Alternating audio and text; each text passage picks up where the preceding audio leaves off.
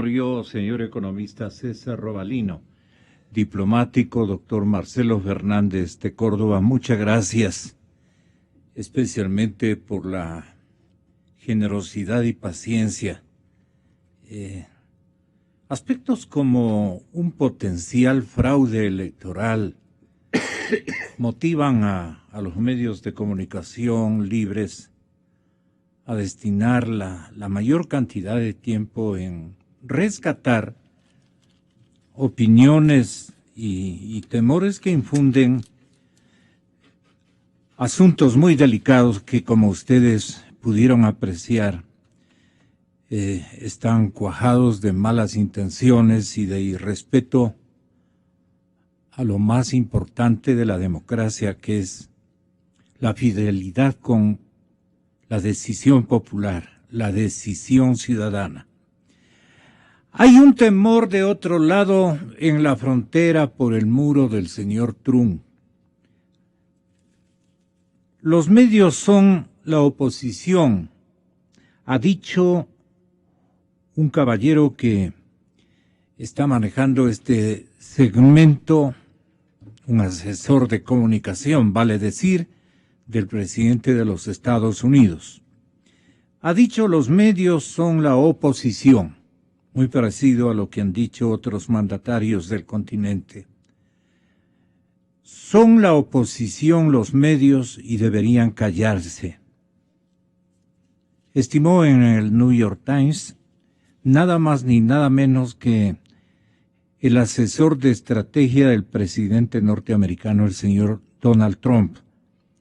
Este señor se llama Stephen Bannon y fue en una entrevista que los medios de comunicación nada tienen que ver con la integridad, nada tienen que hacer con la inteligencia y son además ociosos, no trabajan duro como trabajamos los empresarios, ha dicho este caballero. Muy fuerte.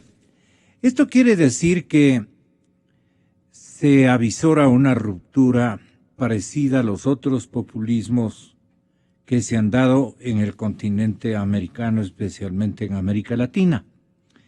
Y queremos saber por qué circunstancia el asesor fundamental comunicacional del gobierno ya se mete tan rápidamente contra los medios. Y además, como les paso a hacer escuchar, distinguidos invitados, el señor Manuel Díaz, al igual que este otro caballero, Tony Palán, es un director del Centro México y se ha referido en su programa la tarde de ayer en NTN, cómo él cree que es la personalidad del señor presidente Donald Trump y cómo se refleja en las decisiones que está tomando. Esto para que tenga la bondad y un especialista en estas materias, a quien saludamos, como es el doctor Rodrigo Tenorio, nos ofrezca también su opinión sobre lo que sostiene Palán. Hace meses efectivamente hicimos un análisis de la personalidad de Donald Trump y es una personalidad obsesiva, compulsiva, es una personalidad iracunda, es una personalidad del momento, la manera en que utiliza Twitter, por ejemplo, es bastante reveladora y yo siempre he dicho que efectivamente las cosas iban a cambiar radicalmente y que México había adoptado durante meses una postura conciliadora, pero que no le iba a servir al país. Efectivamente, México tenía que estar preparado. Yo predigo ahora que el Tratado de Libre Comercio sufrirá una muerte muy similar a la de la Alianza Transpacífico.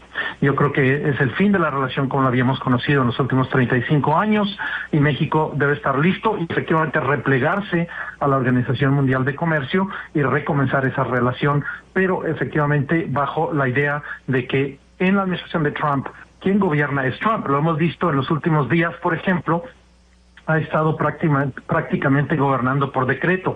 No ha consultado con el Congreso muchas de sus decisiones, no ha consultado con la oposición, no ha intentado construir consenso sobre las distintas decisiones, sino al contrario, ha emitido una serie de decretos que salen directamente de él, a su antojo, a su manera, como él quiere ver las cosas. Entonces México no debe esperar definitivamente que se comporte de una manera institucional y negocie con México. El guión de desafectos de el señor Trump hacia las naciones que quedan al sur, digamos, de su país, es manifiesto. Entonces yo quería averiguarle a usted, si es tan amable, Rodrigo, de darnos luces respecto a la personalidad de este caballero.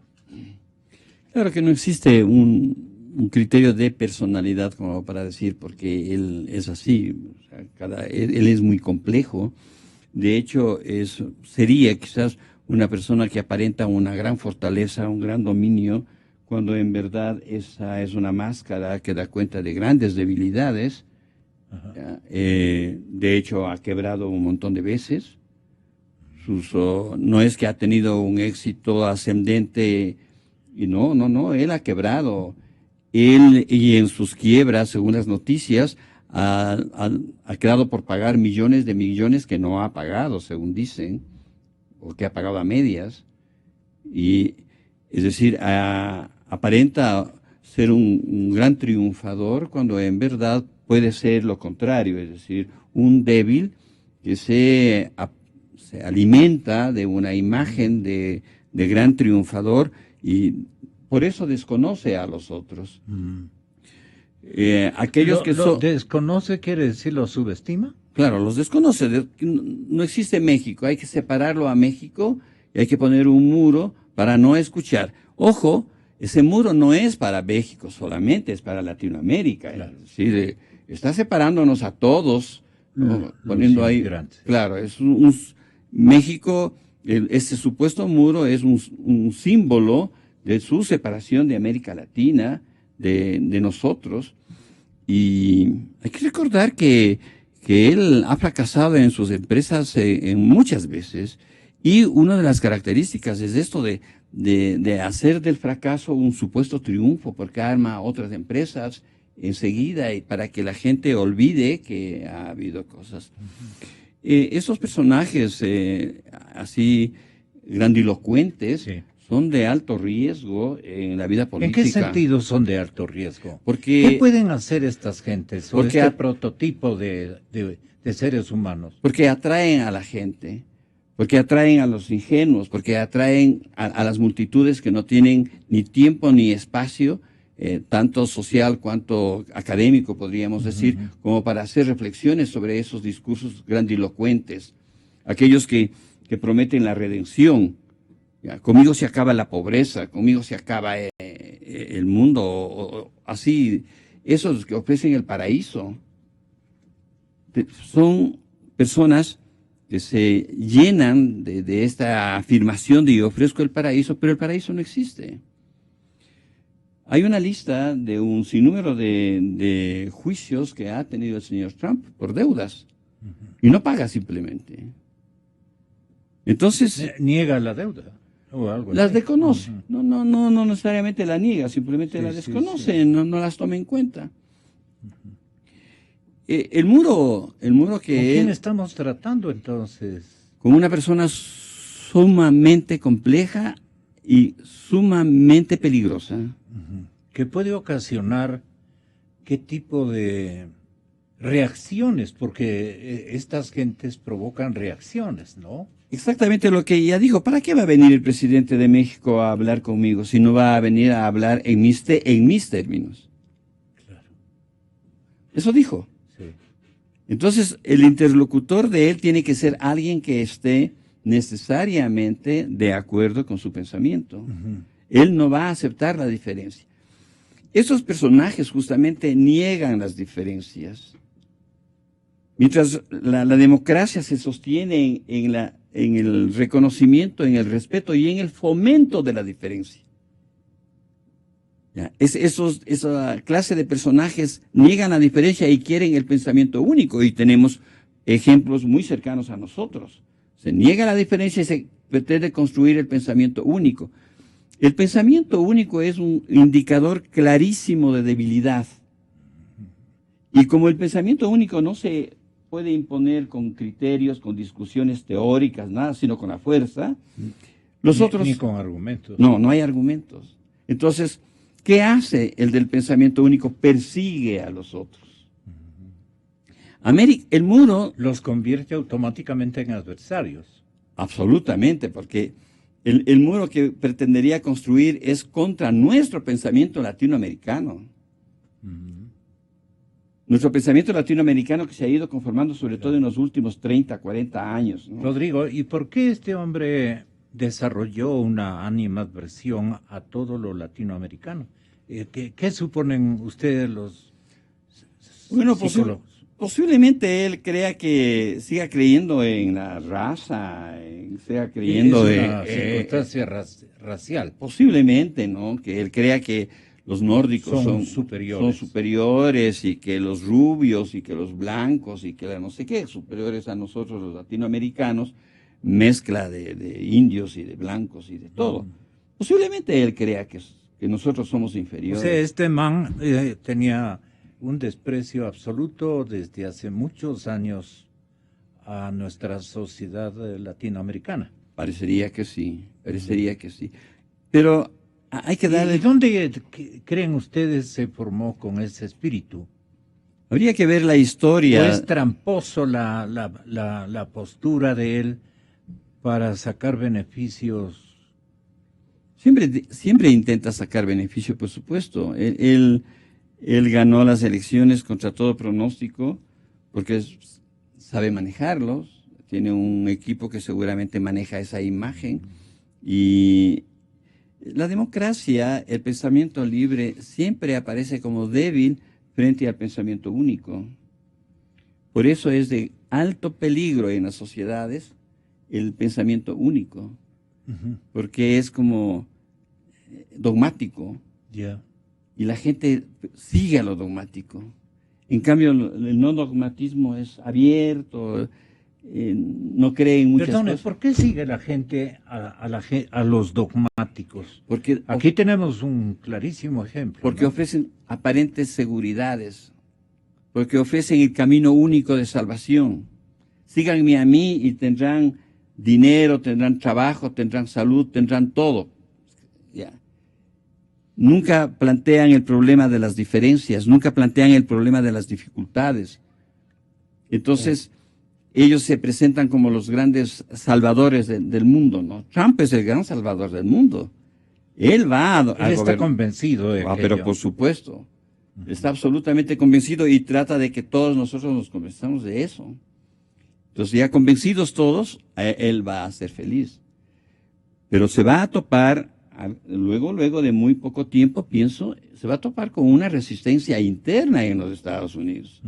Este rato, claro, en Estados Unidos están saliendo del sobresalto, pero luego va a haber una reorganización de los Estados Unidos, sobre todo de los migrantes. Al fin y al cabo, los migrantes de todo el mundo en los Estados Unidos constituyen un gran porcentaje de la población, y no van a quedarse callados, pues. Ya hay manifestaciones, y esas manifestaciones van a continuar, me imagino. Ustedes, distinguidos invitados, economista César Robalino y doctor Marcelo Fernández de Córdoba, el primero por haber sido y haber enfrentado compromisos y desafíos con el mundo cupular en el manejo económico, ¿no? Y el diplomático, obviamente, porque ha tenido que intercambiar acciones, opiniones, conocimientos, estilos sociales, estilos de comportamiento humano inclusive, y las misiones concretas que tienen que evacuar los diplomáticos de carrera. Me refiero a Marcelo Fernández de Córdoba, y comienzo por el economista Robalino. Los problemas económicos de una sola dirección, ¿cómo, qué pueden suscitar, qué pueden construir en términos de colisiones entre los que se van a sentir desprotegidos, maltratados, equivocadamente presionados y hasta cierto punto la gente contra la pared reacciona de otra manera? Entre grandes, entre medianos, o un grande con un mediano, o un grande con un conjunto de naciones y de pueblos y de mandatarios más pequeños. Entonces, el conflicto norteamericano puede aparecer por allí, por la personalidad del señor presidente Trump. ¿Qué problemas en la economía puede gestar el perfil de comportamiento del señor presidente de la Unión Americana? Señor economista Robalino, bienvenido y muchas gracias. Gracias, muy amable. Buenos días, gracias. Mire, yo creo que hay una nueva visión del nuevo presidente, del nuevo gobierno en Estados Unidos con respecto a relaciones internacionales, con respecto a comercio exterior y sobre algunos asuntos económicos y financieros internacionales. Y esa visión poco a poco se va a ir desarrollando, pero naturalmente esa nueva visión en la implementación de una serie de acciones se va a encontrar naturalmente con una estructura institucional en Estados Unidos y con una estructura institucional en el mundo. El mundo hoy no es unipolar, ¿sí? Así es. Pero irremediablemente el nuevo gobierno tiene una visión diferente de gobiernos anteriores o del gobierno del expresidente Obama. Ayer decíamos, por ejemplo, yo aseguraba de que el nuevo gobierno cree que la economía americana tiene que crecer más rápidamente de lo que estaba creciendo, ¿sí? Y eso implicará, pues, sencillamente una presión inflacionaria que hará que la Reserva Federal de Estados Unidos, que es el Banco Central de Estados Unidos, suba las tasas de interés más rápidamente de lo que habían programado. Y todo esto le dará una fortaleza mayor al dólar. Entonces, en Ecuador, el efecto en Ecuador, uno va a tener, porque estamos dependiendo mucho de la deuda pública externa del gobierno, más un incremento de tasa de interés, una apreciación del dólar más fuerte. Mire lo que está pasando en México. Ya prácticamente en México usted tiene 22 pesos mexicanos por dólar americano. Ahí ya viene un efecto sobre la economía americana de todas las políticas que ya se están anunciando por parte de Estados Unidos con respecto a México. Por la forma como tose el señor Trump ya desde que cambia la divisa. Es que es la economía número uno del mundo. Es el poder económico, financiero todavía y militar. Claro. En Ecuador tenemos esos dos factores. Enfrentaremos con mayor tasa de interés, un mayor dólar más fuerte, pero también el tema de comercio exterior. Cuando usted tiene, por ejemplo, México y Estados Unidos, naturalmente, pues hay un déficit. No es que el Tratado de Libre Comercio entre México, Estados Unidos y Canadá ha beneficiado solamente a los mexicanos o a los canadienses, también ha beneficiado a Estados Unidos. Fíjese, las exportaciones de maíz, si mal no recuerdo, hacia México deben estar cerca de $3,000 millones anuales. Entonces, restricciones de comercio entre México y Estados Unidos va a movilizar a esos agricultores que hoy tienen un mercado de ese monto que es muy importante, ¿sí? Pero esta nueva política... A ver, lo del maíz comercio va a beneficiar a Estados Unidos. Está beneficiando porque se exportan esos montos enormes. Ahora, beneficia a México.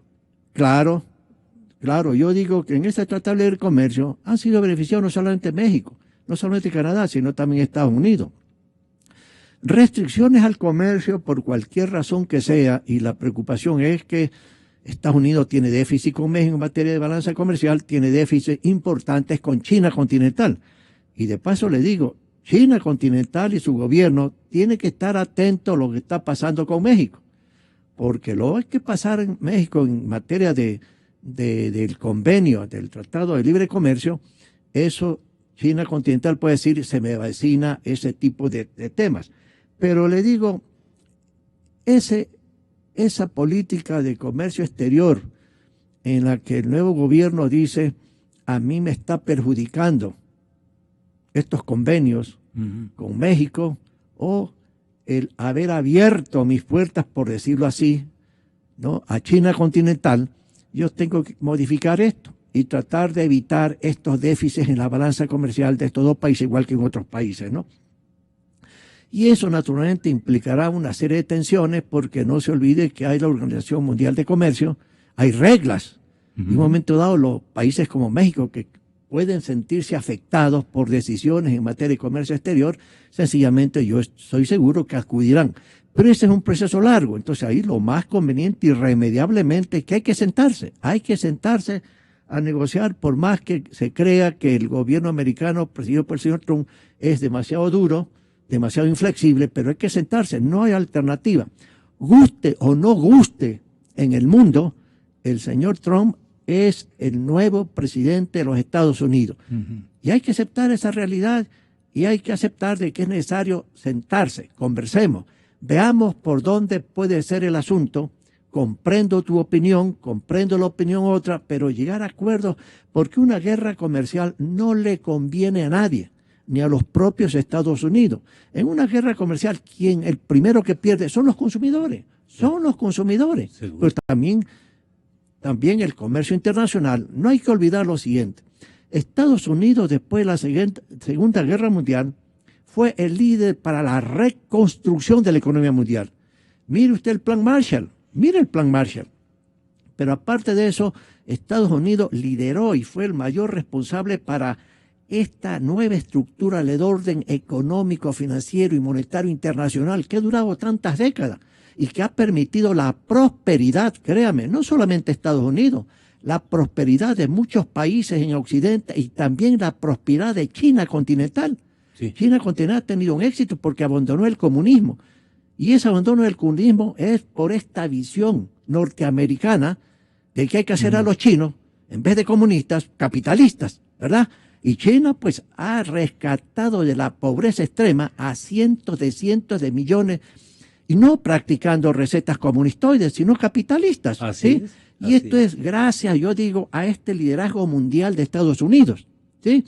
Entonces yo digo, hay una nueva visión, y en esa nueva visión hay que sentarse a conversar a los efectos de ver cómo se genera otra serie de rasgos a esta nueva etapa en la que hay un nuevo gobierno con una nueva visión en Estados Unidos. Pero fíjese, si es que no hay acuerdos, que eso es lo sensato, lo que eso implicaría es que el comercio internacional, que ha estado creciendo muy modestamente por una serie de razones macroeconómicas mundiales, se restringirá más. Y las posibilidades de Ecuador para negociar un tratado o un acuerdo comercial con Estados Unidos se reducen. No digo que se desaparecen, pero con el nuevo gobierno, que no ve con buenos ojos los tratados de libre comercio, ni son los acuerdos comerciales, a Ecuador y a algunos candidatos a la presidencia en el Ecuador han dicho que hay que hacer un convenio con Estados Unidos comercial. Y por supuesto que sí. Estados Unidos para Ecuador es el primer socio comercial. El 40%, si mal no recuerdo, de las exportaciones ecuatorianas van a Estados Unidos. Y el 23% ¿Y el vecino las importaciones. También tiene esa notable dependencia? Ah, sí, México, el 80% de las exportaciones mexicanas van a Estados Unidos, créame. Claro. ¿Sí? Ahora, imagínense el 20% de aumento arancelario que ha estado en forma Gonzalo, de decreto listito ahí en el despacho Oval. Sí, pero Gonzalo, le ponen vigencia, ¿qué va a pasar? Pero fíjese, Gonzalo, el efecto para Ecuador, y eso es lo que hay que estar preparados, los gobiernos y los empresarios privados tienen que estar preparados para el efecto que se viene, no será una semana, en un mes, pero se viene. Dólar más fuerte, tasas de interés más altas, posibilidades muy bajas de llegar a un acuerdo con Estados Unidos en un acuerdo comercial. Pero aparte de eso, usted tiene petróleo. El nuevo presidente va a apoyar masiva e intensamente el desarrollo de una mayor producción de petróleo en Estados Unidos. ¿Para qué? Para que Estados Unidos no dependa de sus importaciones de zonas muy frágiles políticamente como países árabes, o usted tiene pues con Venezuela, ¿sí? Entonces, va a apoyar, por ejemplo, la mayor producción de esquistos, por ejemplo, ¿sí? Yo recuerdo que hace 15 años el gobierno americano aprobó un plan de independencia, que el objetivo era depender menos de petróleo importado y más generar producción nacional. Y eso, créame, lo va a apoyar masivamente el nuevo presidente de Estados Unidos. Y eso implicará un efecto a los precios internacionales del petróleo. Por eso yo digo, contar con un precio de petróleo para Ecuador de más de $40 no es razonable por todos los efectos que se avecinan en el mundo. ¿Sí? Después le molesto por el lado del aumento de aranceles.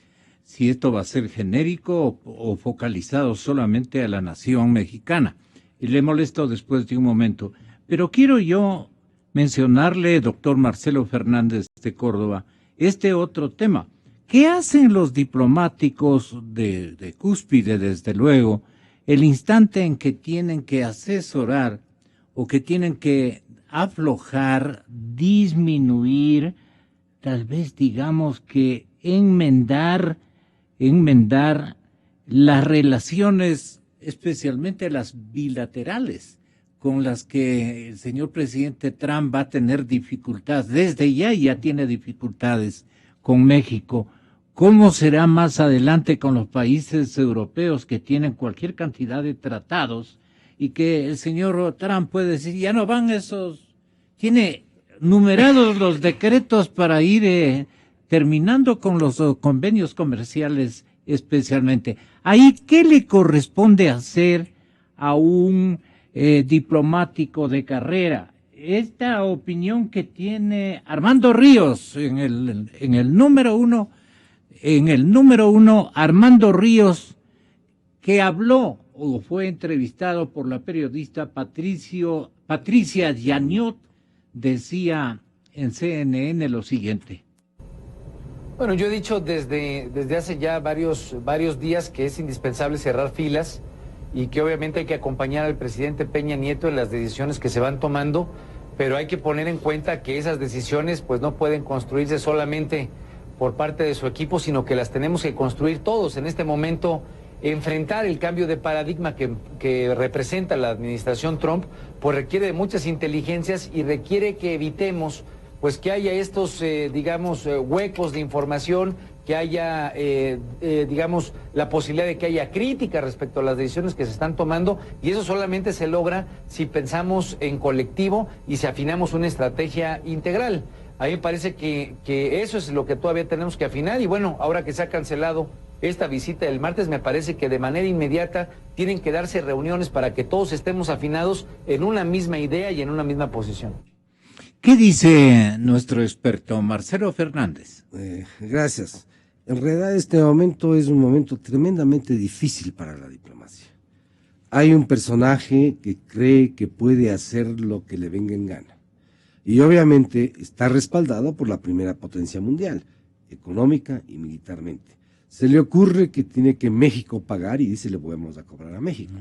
Y lanza una idea, que ya se lo he comentado aquí, de que va a poner el 20% de impuestos a todo lo importado por México. Y uno se pone a pensar, sin ser economista, si me ponen el 20%, ¿quién va a pagar ese 20%? Inicialmente, teóricamente, ¿es México? No, el que va a pagar es el consumidor norteamericano, que las cosas le van a llegar más caras. Y esto lo hace en base de improntos que ayer culminaron prácticamente en la cancelación del presidente mexicano de su visita a la Casa Blanca. Cancelación que se produce y trato que se produce de una manera totalmente inusual, porque son mensajes en las redes sociales, un Twitter del presidente Trump en que dice, si no van a pagar, mejor que no vengan. Eso hace que la diplomacia sea muy difícil con este señor. Hay que estar atentos paso por paso, porque la diplomacia responde en términos generales, responde al poder nacional de un país, si hablamos en términos de país a país, o al poder que se pueda presentar si es que existe un conglomerado de países que puedan adoptar una posición en conjunto. En este caso yo creo que le corresponde a los países latinoamericanos buscar una fórmula de irse preparando en conjunto para poder enfrentar, porque está clarísimo, el muro en la frontera con México es un muro para toda Latinoamérica. Así es. Es un número para toda Latinoamérica. ¿Qué podemos hacer? Bueno, a mí me llama la atención que esté reunido me parece que es en Montevideo, que está el CELAC, y no ha habido ya una declaración apoyando a México, pidiendo a México, a los países latinoamericanos, que dándole un respaldo. Están amilanados, ¿no? En CELAC. Sí, están realmente, Dominicana estaba. están realmente lentos porque no hay consensos. Siempre los intereses individuales de Los cada gritones país incluso se han silenciado. se han callado. Los bolivarianos. Se han callado los bolivarianos, no hay pronunciamientos ni de Venezuela, no hay pronunciamiento peor del Ecuador. Nosotros estamos en otra. ¿Y por qué se han amilanado? Bueno, se han amilanado. Estados Unidos es Estados Unidos. Bueno, ahora se está viendo. Dirán ellos, ¿no? Se está viendo, obviamente, que las bravatas que han tenido los países bolivarianos, incluyendo el Ecuador con los Estados Unidos, con el señor Trump no van a funcionar. No van a funcionar. Entonces. ¿Y qué haría el señor Trump el rato que le alce la voz a alguno de ellos? Bueno, es impredecible. Es impredecible. Es impredecible. Él siente que tiene el poder en sus manos, un poder absoluto. Y precisamente veamos. Sentaría precedente para el resto. Claro, sería un precedente. Veamos lo que está pasando. Esto de poner el 20%. No es una cosa que puede hacerse en términos diplomáticos, así pongo el 20% y se acabó. Hay un tratado de libre comercio. Hay normas establecidas que son obligatorias para las partes. Yo pienso que inclusive para México ahí le quedan dos salidas. La una, recurrir a los mecanismos de solución de controversias que debe tener el tratado, o irse a la OMC.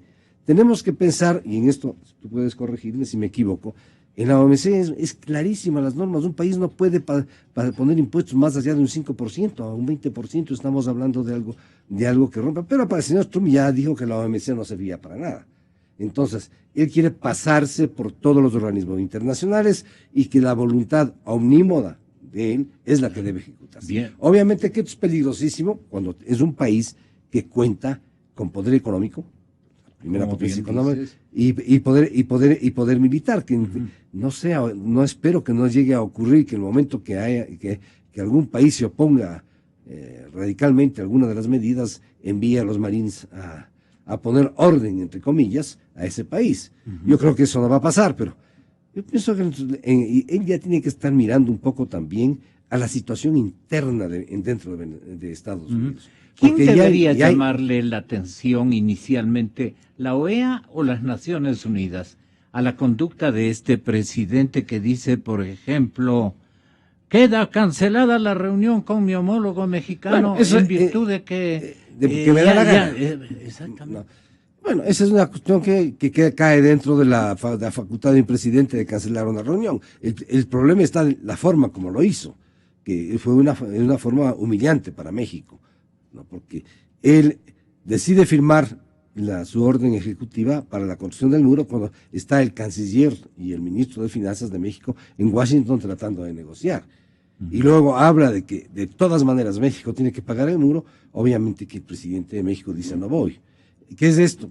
Prácticamente en términos generales para mí ya es una declaración de guerra, al menos en el campo económico, es una declaración de guerra. Hay, como digo, el camino de los propios mecanismos del Tratado de Libre Comercio y luego la OMC, que es la que le correspondía ir el camino de la Organización Mundial de Comercio, que es una parte de las Naciones Unidas, ¿no? Ahora, obviamente el peso de Estados Unidos en los organismos internacionales es determinante, pues. Es decir, en muchos casos Estados Unidos ha impuesto su voluntad y muchas veces las resoluciones adoptadas, inclusive del órgano que puede emitir resoluciones obligatorias, que es el Consejo de Seguridad, no las ha acatado. Este estilo, señor economista Robalino, le puede durar hasta cuántos meses, cuántos días, cuántas semanas, porque tampoco nos va a tomar como peones en este planeta, pues no. Vea cómo dispuso el asunto del muro el señor Trump. El presidente de México y yo hemos acordado cancelar la reunión prevista para la próxima semana, a menos que México trate a Estados Unidos con justicia, con respeto. Tal reunión no será fructífera y yo iré en otro camino. Es un problema nacional muy serio. La falta de políticas de seguridad es una amenaza sustancial para la soberanía y la seguridad de Estados Unidos, de América y para sus ciudadanos. La mayor parte de la inmigración ilegal viene de nuestra frontera sur. Yo he dicho muchas veces que los estadounidenses no pagarán por el muro. Y lo he dejado en claro al gobierno de México. Ya le mando la factura, le dicen, ¿no? Y este muro va a costar algo así como 30 mil millones de dólares. Imagínese, le dejaría en tiricias, perdone por el término la audiencia y mi invitado, le dejaría en francas tiricias a la nación mexicana, que tiene muchas más prioridades de no hacer morir de hambre a un montón de conglomerados sociales de esa nación. Bueno, mire, va a haber problemas, por supuesto que sí va a haber problemas, ¿no? Anteriormente, pues, en campaña electoral se decía lo que iba a pasar con respecto a ese tema específico. Yo creo que en última instancia, yo no me muestro pesimista ni optimista, pero en última instancia ¿Pero lo que usted veo no prevé una réplica de parte de los países así maltratados? Bueno, yo lo que veo es lo siguiente. Por el primero, los efectos de esa medida al implementarse.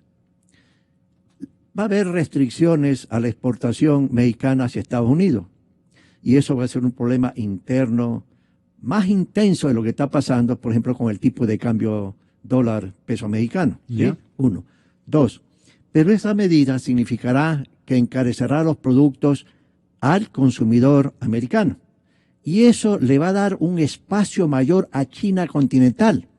México estaba neutralizando en cierta forma las diferencias en precios entre sus exportaciones y las exportaciones chinas hacia Estados Unidos. ¿Por qué? China con mano de obra barata, ¿verdad? México con mano de obra más cara, pero con la ventaja de estar en frontera con Estados Unidos. Claro. En cambio, China, pues imagínese lo que es lejos en términos de fletes, etcétera, etcétera. Claro. Entonces, las diferencias se venían reduciendo y México estaba aprovechando dentro del Tratado de Libre Comercio. Pero con este 20% adicional, esas diferencias a favor de México se van a comenzar a desaparecer y eso le da más espacio al sector exportador chino.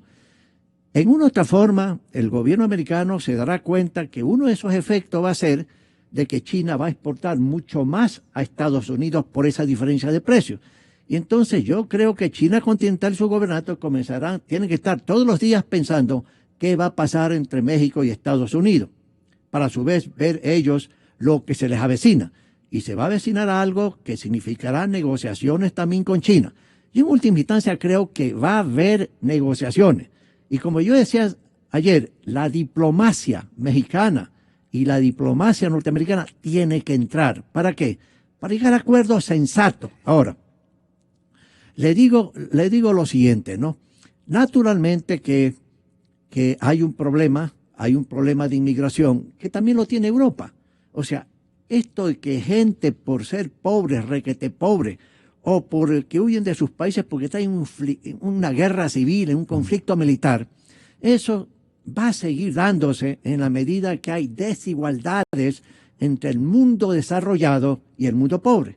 Porque la gente pobre comienza a tratar de ver a dónde me voy en un momento dado. ¿Para qué? Para en familia tener un estándar de vida superior. Y más aún si es que hay como en Siria, que se está destruyendo igual que otros países, esencialmente huyen hacia Europa. Y corren todos los riesgos de atravesar el Mediterráneo, mi querido amigo. Y ahí Europa tuvo que unirse para poder desarrollar una especie de cupos aquí, que naturalmente en Europa comienza a haber una serie de complicaciones desde el punto de vista de inmigración para algunos grupos humanos, y usted vea lo que está pasando en Francia con la señora María Le Pen, que a lo mejor será mañana gobernante de Francia, o lo que está pasando también en Alemania con la posición de la canciller, que se está debilitando su posición precisamente por esta visión que tiene la gobernante de Alemania de dar cabida más a los inmigrantes. Entonces, el problema de migraciones se está volviendo más crítico en el mundo, no solamente en Estados Unidos. Y ahí los países industrializados y desarrollados tienen también que desarrollar la visión de por qué se produce esto, por qué se produce. Las visas, cuando se crearon, fue un instrumento para que los gobiernos seleccionen lo que crean más conveniente.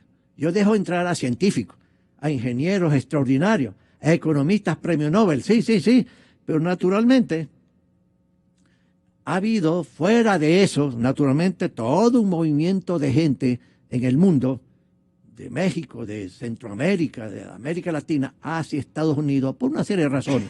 Igual que en el África, igual que en el Asia, o en Siria, etcétera, etcétera. Ese es un problema complejo que naturalmente, digo, gente familiarizada, especializada en esto, tiene que entrar y conversar con los jefes de Estado, en este caso con el presidente nuevo de Estados Unidos, que en un momento dado el hecho de uno ser presidente no significa que usted conoce de todo. Vea, en pero campaña es que este electoral... no es un ciudadano típico Espérese. de Estados Unidos, es bastante atípico. Pues yo digo, los seres humanos tenemos a veces personalidades bien fuertes y a veces personalidades muy débiles. En términos del nuevo presidente de Estados Unidos, tiene una personalidad fuerte y tiene una visión que de una u otra forma es compartida por muchos grupos de Estados Unidos. Y como yo decía, guste o no guste, es el nuevo Pongamos un presidente de ejemplo. Estados Unidos. Usted fue nuestro ministro de Hacienda por 2 ocasiones, economista Robalino. ¿Qué del Castillo? Es un analista de la CNN en español. El señor Castillo nada más. Castillo ¿Qué decía? dice no, porque nos están recordando esa hermosa actriz, ¿no? Esa hermosa actriz mexicana que se enamoró el Chapo. ¿Usted se acuerda? Ah, ya. Sí, alguien ha escrito mal esto, pero es el señor Castillo, es un analista de CNN. Él dice, habla de el sinnúmero de estrategias que va a emplear el señor Trump para cobrar los 30,000 millones del costo del muro. Vea, oigamos esto porque y quienes le conocen se dan cuenta de las formas como piensa utilizar su presión de ser presidente de una gran potencia en contra de un respetable conglomerado mexicano, un país también digno de todo respeto y vecino de este caballero. La matemática funciona, de eso no hay ninguna duda. Estados Unidos importa cada año un promedio de 300,000 millones de dólares en productos mexicanos. Si se aplica el impuesto del 20% a Estados Unidos, le quedarían unos 60,000 millones de dólares de ganancia cada año. Es dinero suficiente para construir 5 muros, pero no es tan sencillo. Con esta estrategia, Fernando, todos pierden. Primero, 6 millones de empleo en Estados Unidos dependen del comercio con México y estarían en peligro si se aplica el impuesto. Segundo, los Estados Unidos tendrán que pagar precios más altos por los productos mexicanos, desde automóviles y computadoras hasta aguacates o cerveza. Por ejemplo, el aguacate, uno de los productos más importantes que se exporta de México, en promedio cuesta $1.10. Con el impuesto pasaría a $1.32. Parece un aumento mínimo, pero cuando lo multiplicas por 44 millones, que es el promedio mensual de aguacates que llegan a Estados Unidos desde México, tienes automáticamente 10 millones de ganancia. México, Fernando, también va a recibir un golpe muy duro, y es que el 80% de lo que México vende, construye, que hace, termina en Estados Unidos. El impuesto del 20% va a aumentar el costo y hará que la gente compre menos. Pero también es un tema de las remesas, como lo explicábamos ayer. Los mexicanos en el extranjero, principalmente en los Estados Unidos, envían unos 25,000 millones de dólares a sus familiares en México, al menos esta fue la cifra del 2015. Ese dinero es un salvavidas para miles de familias mexicanas y Donald Trump lo sabe, lo ha dicho, lo ha reiterado en la campaña. 20% para todos los productos importados va a gestar inevitablemente una guerra una guerra comercial, pues, entre los dos países. Allí, ¿quién puede estar ganando esa guerra? Bueno, mire, yo creo que esto va a terminar en que se van a sentar a renegociar el Tratado de Libre Comercio. Yo creo que dentro de la estrategia será sentarse y renegociar, porque tal como está el convenio, según la visión americana en este momento, me está perjudicando, ¿sí? Y está beneficiando a México y a Canadá. No se olvide que Canadá también forma parte de ese Tratado de Libre Comercio. Entonces, hay que intervenir al Canadá para sentarse las tres partes. Yo creo que en última instancia se van a sentar a negociar. El Tratado de Libre Comercio, si mal no recuerdo, tiene un artículo que uno de los 13 puede retirar el tratado, avisando con 6 meses de anticipación, y no creo que el gobierno americano vaya a decir, igual que en Inglaterra, ¿no? Es decir, me retiro del Tratado de Libre Comercio, no me conviene. Y eso implica, después de 6 meses, se efectiviza eso. No creo que vaya a pasar. Las cifras que ha dado la señorita, sencillamente, son ciertas, créame. Y yo le agrego lo siguiente, que es la información internacional. De todas las exportaciones de vehículos que hace México a Estados Unidos, el 40% más o menos son piezas, partes que vienen de Estados Unidos hacia México para integrarse al automóvil mexicano que se exporta a Estados Unidos. Entonces usted tiene que la industria automotriz también, si es que no se sientan a dialogar, también Estados Unidos va a haber pérdidas de empleo por este motivo. Pero asumo yo que eso se compensará con esta política fiscal que yo mencionaba ayer, expansiva, que va a practicar el gobierno americano porque cree que la economía debe crecer a su mayor potencialidad, que es más de 3%, ¿sí? A lo mejor lo compensan así. Entonces, México, en última instancia, la forma expansiva? Fíjese, México, en última instancia, si tiene que irremediablemente negociar en un término que le significa menos exportaciones a Estados Unidos, va a buscar mercados, igual que si pasa con China y tiene que exportar menos a Estados Unidos por todas estas configuraciones de las relaciones internacionales que se van a modificar, tienen que buscar mercado. Y usted tiene que América Latina, sin México, tiene América Central, tiene América del Sur, que tratarán de inundarnos de productos. Por eso yo decía ayer que el sector privado industrial también tiene que prepararse en el Ecuador para los efectos que se avecinan. Hay que prepararse porque eso se viene. Más intensamente, menos intensamente, se viene.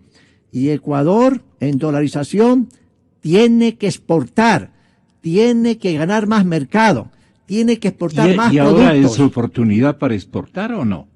Yo creo que este es un desafío, un desafío, pero al sector privado exportador ecuatoriano, como siempre he dicho yo, hay que tratarlo mejor, porque este gobierno que va a terminar no lo ha tratado bien, ¿sí?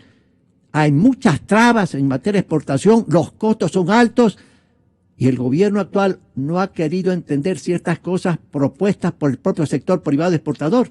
Y hoy más que nunca, con estos efectos de política comercial internacional que partirán con cierta fuerza de Estados Unidos, hay que prepararse para eso, Gonzalo, como país y como sector privado exportador. ¿Qué recomienda el diplomático? Bueno, en realidad lo que acabamos de oír es absolutamente cierto. Y yo siempre también he mantenido que el Ecuador lo que tiene que hacer es exportar. Que tenemos graves problemas de competitividad. El Ecuador se ha convertido en un país caro. Una mano de obra sumamente cara, posiblemente una de las más caras de Latinoamérica. Entonces, ahí está la gran dificultad. Se nos puede cerrar el mercado norteamericano, porque si le aplican a México, el muro es para toda Latinoamérica. Hay que pensar que puede ir. Ya deberíamos prepararnos a buscar otros mercados, en buscar otros países con los cuales vamos a comercializar y sustituir a los Estados Unidos en realidad, porque no se ha hecho eso. Seguimos dependiendo, nuestras exportaciones de un 45% van a los Estados Unidos. Y si de un momento a otro se cierra eso, por varias razones. Hay que cambiar de gobierno, porque este gobierno, mi querido embajador, este gobierno nos puede llevar a los ámbitos de los países más pobres. Evidentemente. Pero que ideológicamente se identifican. Eso es esto ya no es cuestión ya no es cuestión de ideología. Esto es cuestión simplemente de poner los pies sobre la tierra, sobre las realidades en las que camina el mundo y las realidades sobre las que camina el comercio exterior del cual vamos a depender. Y tenemos que para fomentar el comercio, ¿qué es indispensable? Producir. Para producir, ¿qué es indispensable? Invertir. Entonces no hay que poner tanta traba, tanta situación que las inversiones nacionales se han paralizado y las extranjeras prácticamente estamos en cero. Con ustedes estamos buscando la verdad. Inicio de espacio promocional y publicitario. Quiero tener trabajo. Poder vivir sin corrupción. Con tranquilidad.